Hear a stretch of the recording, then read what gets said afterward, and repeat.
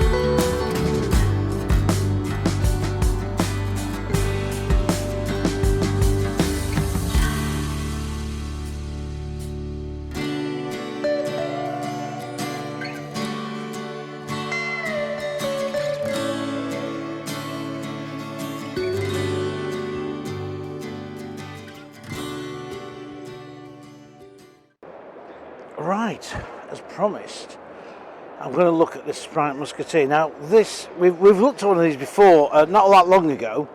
A friend of mine had a 1972 version. This is a 76, which he'd moved on very well, slightly a bit by that time. We're just going inside it now. I'm going to give you a quick little tour around it.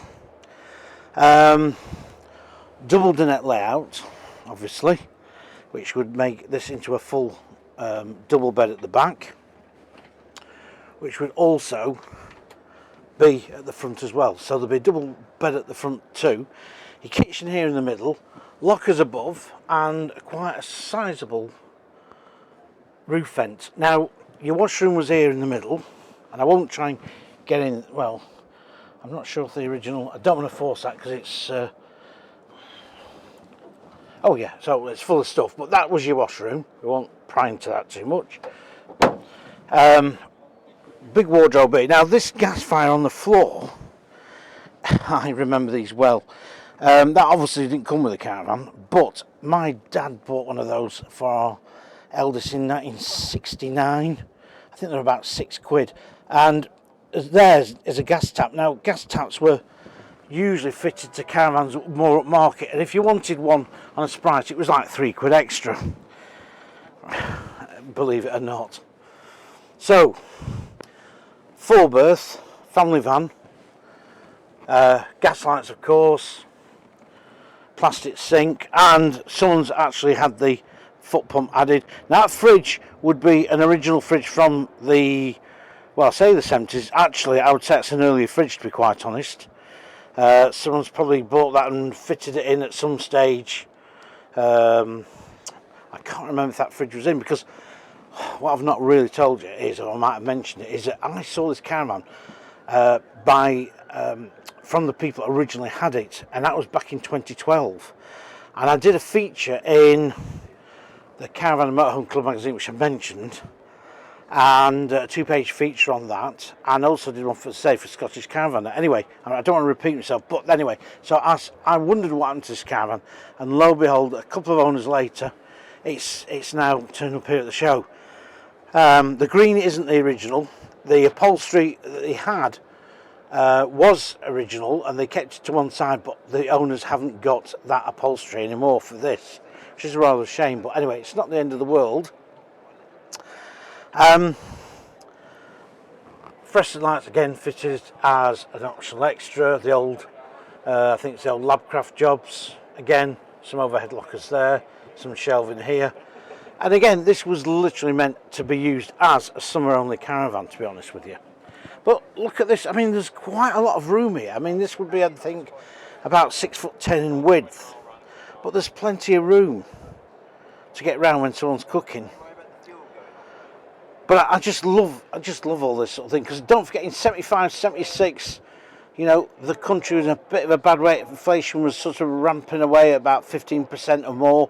VAT had been introduced on caravans in 1975. They put it up to 25% from 10%, and then dropped it back down in 1976 to 10% again, after the National Caravan Council kicked up a fuss, and quite rightly so. Lots of topsy-turvy things, lots of people trying to cost cut on caravan production. And CI, of course, was a massive big company, and at this particular period in time, things weren't going completely utterly well, because there was a lot of competition out there, and also, sales weren't the way they were at the beginning of the 70s, which you'll see in my Caravanning in the 1970s book, out in the middle of December this year, all being well. So that tea set on there would be a little bit